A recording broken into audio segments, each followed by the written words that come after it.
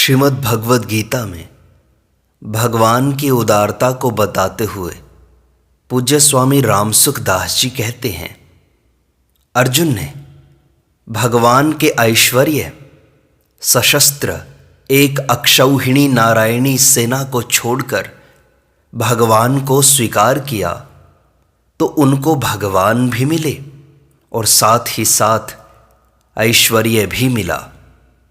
भगवान ने अर्जुन के लिए छोटे से छोटा काम किया, अर्थात पांडवों की सेना में भगवान अर्जुन के सारथी बने।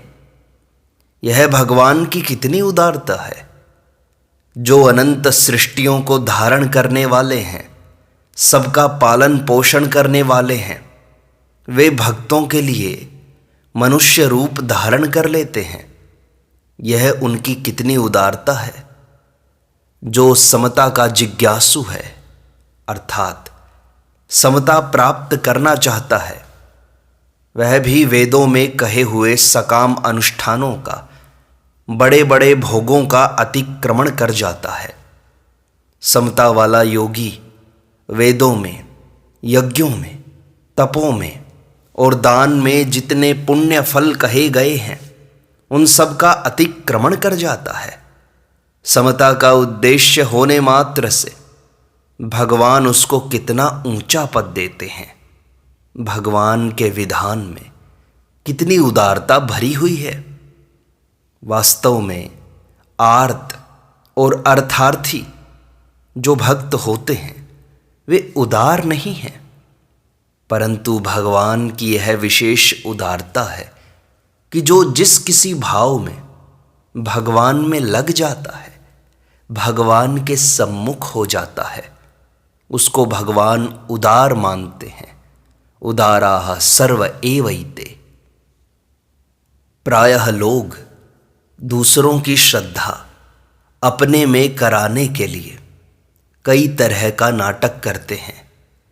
दूसरों को अपना ही दास शिष्य बनाने के चक्कर में रहते हैं।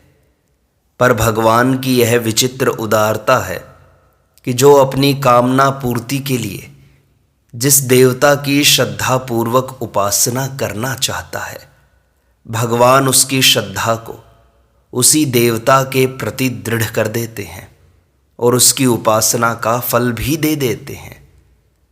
अंत समय में मनुष्य जिसका चिंतन करता है, शरीर छोड़ने के बाद उसको प्राप्त हो जाता है। इस विधान में भगवान की कितनी उदारता भरी हुई है कि अंत समय में जैसे हरिण का चिंतन होने से भरत मुनि को हरिण की योनि प्राप्त हो गई, ऐसे ही भगवान का चिंतन होने से भगवान की प्राप्ति हो जाती है। तात्पर्य है कि जिस अंतिम चिंतन से हरिण आदि योनियों की प्राप्ति हो जाती है, उसी चिंतन से भगवान की प्राप्ति हो जाती है। भगवान की इस उदारता का कोई पारावार नहीं है। ब्रह्मलोक तक जितने भी लोक हैं, उनमें जाने पर फिर लौटकर आना पड़ता है। जन्म मरण के चक्कर में जाना पड़ता है, परंतु भगवान की प्राप्ति होने पर फिर लौटकर संसार में नहीं आना पड़ता। यह भगवान की कितनी महान उदारता है। जो अनन्य भाव से भगवान की उपासना में लग जाते हैं, उनको भगवान अप्राप्त की प्राप्ति करा देते हैं। चाहे वह प्राप्ति लौकिक हो अथवा पारलौकिक। लौकिक प्राप्ति में भगवान उनके शरीर तथा कुटुंब परिवार के निर्वहन का प्रबंध करा देते हैं, उनकी तथा उनके कुटुंब की रक्षा करते हैं। परंतु इसमें एक विलक्षण बात है कि जिनकी प्राप्ति करा देने से उनका हित होता हो, वे संसार में न फंसते हों, उन चीज़ों की प्राप्ति तो भगवान करा देते हैं।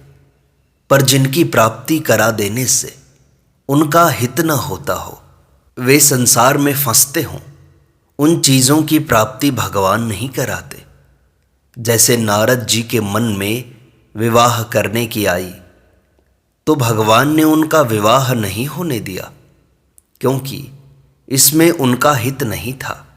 अगर लौकिक प्राप्ति कराने से उनका पतन न होता हो तो उनकी लौकिक चाहना न होने पर भी भगवान लौकिक प्राप्ति करा देते हैं। जैसे ध्रुव जी ने पहले सकाम भाव से भगवान की उपासना की, उस उपासना से उनके मन का सकाम भाव मिट गया, तो भी भगवान ने उनको 36,000 वर्ष के लिए राज्य दे दिया तथा ध्रुवलोक बना दिया। तात्पर्य है कि उनको पारलौकिक चीज तो भगवान देते ही हैं, पर लौकिक चीज से उनका भला होता हो तो लौकिक चीज की प्राप्ति भी भगवान करा देते हैं। जो भक्त भक्ति भाव से पत्र, पुष्प, फल, जल आदि को भगवान के अर्पण कर देता है, उसको भगवान खा लेते हैं। यह विचार नहीं करते कि यह फल है या फूल है अथवा पत्ता। उदार भाव के कारण भगवान भक्त के भाव में कितने बह जाते हैं। इतना ही नहीं, भक्तों के भाव में बहकर भगवान अपनी बिक्री भी कर देते हैं। तुलसी दल मात्रेण जलस्य चुलुके नवा विक्रीणीते स्वमात्मानम भक्तेभ्यो भक्तवत्सलः। यह तो भगवान की उदारता की हद हो गई। संसार के पद, अधिकार इत्यादि सबको समान रूप से नहीं मिलते, प्रत्युत योग्यता आदि के अनुसार ही मिलते हैं। परंतु भगवान ने अपनी प्राप्ति के लिए इतनी उदारता कर रखी है कि पापी से पापी, दुराचारी से दुराचारी मनुष्य भी भगवान का भजन कर सकता है, भगवान को अपना मान सकता है, भगवान की तरफ चल सकता है, भगवान को प्राप्त कर सकता है। जो केवल भगवान के भजन में ही मस्त रहते हैं, भगवान की लीला आदि में ही रमण करते हैं, उनकी कोई इच्छा न होने पर भी भगवान अपनी तरफ से उनको वह ज्ञान देते हैं जो ज्ञान जिज्ञासुओं को भी बड़ी कठिनता से मिलता है। यह भगवान की कितनी बड़ी उदारता है। गीता में अर्जुन भगवान से थोड़ी बात पूछते हैं तो भगवान उनका विस्तार से उत्तर देते हैं, अर्थात अर्जुन के प्रश्न का उत्तर तो देते ही हैं, पर अपनी ओर से और भी बातें बता देते हैं। अर्जुन ने भगवान से प्रार्थना की कि हे भगवान, मैं आपका अविनाशी रूप देखना चाहता हूं। तो भगवान ने देव रूप, उग्र रूप, अति उग्र रूप इत्यादि अनेक स्तरों से अपना अक्षय अविनाशी विश्व रूप दिखा दिया। अगर अर्जुन भगवान के विश्व रूप को देखकर भयभीत नहीं होते तो भगवान न जाने अपने कितने रूप दिखाते चले जाते। यह भगवान की कितनी बड़ी उदारता है। निर्गुण उपासना करने वाले तो पराभक्ति से भगवान को तत्व से जानकर भगवान में प्रविष्ट होते हैं, परंतु जो सगुण उपासना करने वाले हैं उन भक्तों को भगवान ज्ञान भी देते हैं, दर्शन भी देते हैं और अपनी प्राप्ति भी करा देते हैं। भगवान में आविष्ट चित्त वाले भक्तों का भगवान स्वयं संसार सागर से शीघ्र उद्धार करने वाले बन जाते हैं। यह भगवान की भक्तों के प्रति कितनी उदारता है। जो अविनाशी शाश्वत पद लंबे समय तक एकांत में रहकर धारणा, ध्यान, समाधि करने से प्राप्त होता है, वही पद भक्त सांसारिक सब काम करता हुआ भी भगवान की कृपा से अनायास ही प्राप्त कर लेता है। जो केवल भगवान की शरण हो जाता है उसको भगवान संपूर्ण पापों से मुक्त कर देते हैं। यह भगवान की कितनी बड़ी उदारता है। जो भगवत भक्तों में गीता का प्रचार करता है वह भगवान को ही प्राप्त होता है। उसके समान भगवान को और कोई प्यारा नहीं है। अगर कोई प्रचार नहीं कर सकता पर गीता का अध्ययन पठन पाठन करता है, उसके द्वारा भगवान ज्ञान यज्ञ से पूजित होते हैं। जो गीता का अध्ययन भी नहीं कर सकता, केवल दोष दृष्टि रहित होकर श्रद्धापूर्वक गीता का श्रवण करता है, वह भी शरीर छूटने के बाद भगवत धाम में चला जाता है। भगवान की इस उदारता को क्या कहा जाए। कोई भगवान को माने चाहे ना माने, भगवान का मंडन करे चाहे खंडन करे, भगवान का त्रिलोकी से अस्तित्व ही उठा देना चाहे, तो भी भगवान की बनाई हुई पृथ्वी सबको समान रूप से आश्रय देती है। पृथ्वी पर सभी बैठते हैं, चलते हैं, पेशाब करते हैं, लातों आदि से मारते हैं, तो भी पृथ्वी उनकी गलतियों की तरफ ख्याल नहीं करती।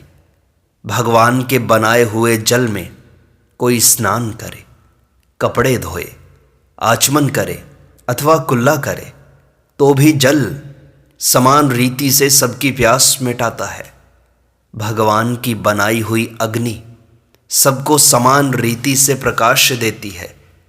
प्राणियों के द्वारा खाए हुए 4 प्रकार के अन्न को पचाती है, प्रकाश देकर सबका भय दूर करती है। भगवान की बनाई हुई वायु सबको समान रूप से श्वास लेने देती है, जीने देती है, सबको समान रीति से बल देती है। भगवान का बनाया हुआ आकाश सबको समान रूप से अवकाश देता है। 10 दिशाओं में सबको समान रूप से फलने फूलने और बढ़ने के लिए अवकाश देता है। इस प्रकार जिसकी बनाई हुई चीज़ें भी इतनी उदार हैं, वह खुद कितना उदार होगा।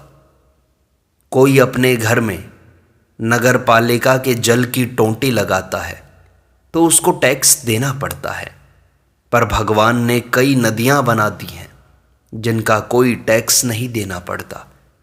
ऐसे ही कोई अपने घर में बिजली का तार लेता है तो उसका टैक्स देना पड़ता है, पर भगवान ने सूर्य, चंद्र, अग्नि आदि बना दिए हैं जिनका कोई टैक्स नहीं देना पड़ता।